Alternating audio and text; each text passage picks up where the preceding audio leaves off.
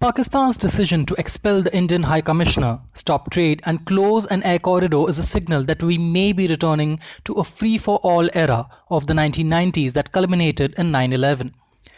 At first sight, the Pakistani action could be self defeating since it is equally, if not more, affected by cutting off ties with India.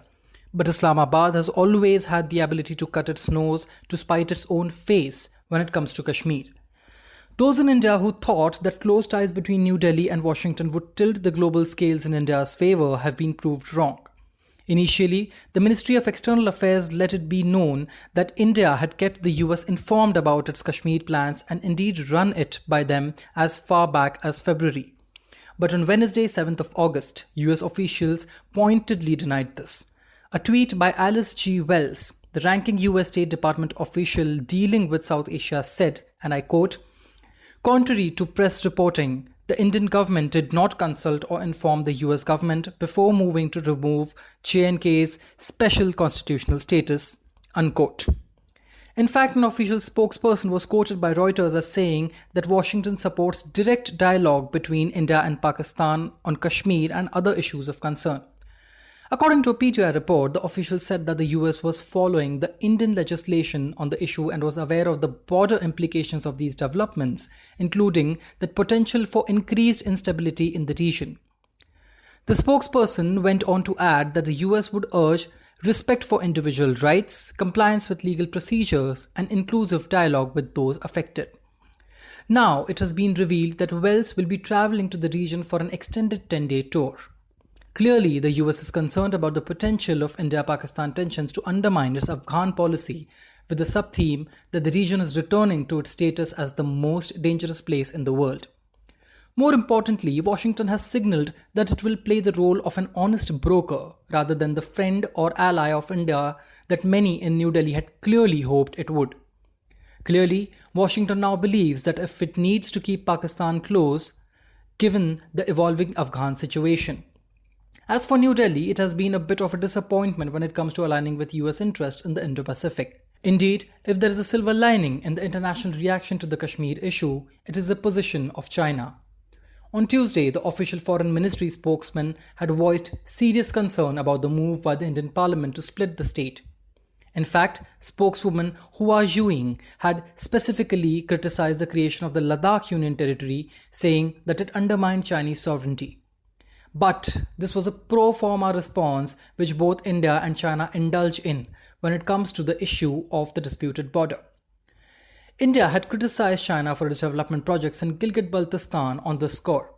Beijing claims and occupies Aksai Chin in the new Union Territory of Ladakh, as well another area in POK, the Shaksgam Valley, which was handed over by Pakistan to China as a part of a border settlement.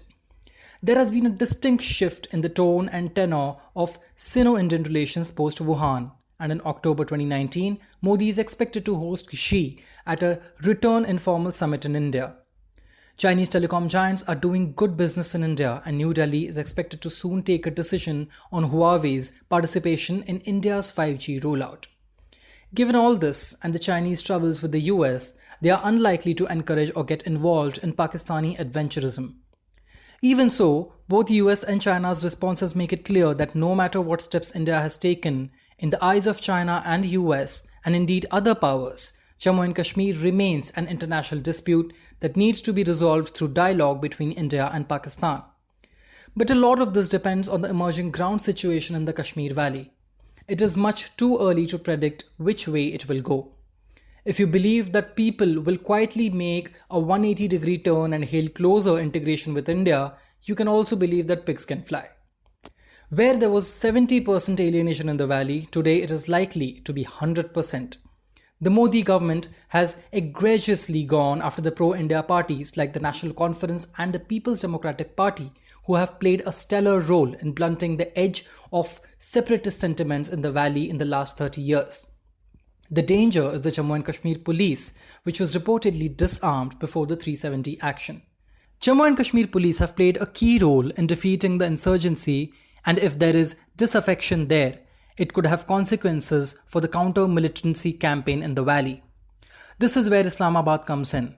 For the past several years, it has not been able to push either trained cadre or weapons into the valley. If it steps up the effort, it will certainly find willing local recruits. So, what remains to be seen is whether Pakistan decides to renew its proxy war campaign in the valley or whether it will be satisfied with its diplomatic action and by raising the issue on international platforms. If the proxy war intensifies, the international community, led by the US, is bound to increase pressure on India and Pakistan to resolve that dispute. Trump's repeated mediation offers are pointers to this, as is the official American reaction to the Pakistani decision to snap ties with India. We are in a very different and difficult geopolitical conjuncture today.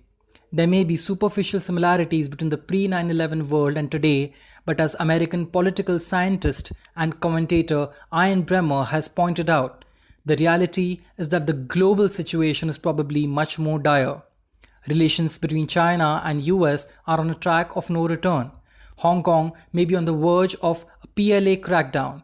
Climate change is signaling its onset repeatedly with little mitigative action. US and Iran are an incident away from war. Even stable allies like Japan and South Korea are at each other's throats. And Brexit is upon us. Responding to all these will demand that New Delhi undertake agile diplomacy, create fluid coalitions, and take decisive actions.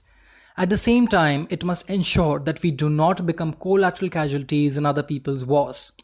Modi and Amit Shah may have dealt with the domestic aspects of Jammu and Kashmir with great artifice and self-confidence. But there is an international aspect as well involving Pakistan, US and China, which is immune to the magic wand they have wielded.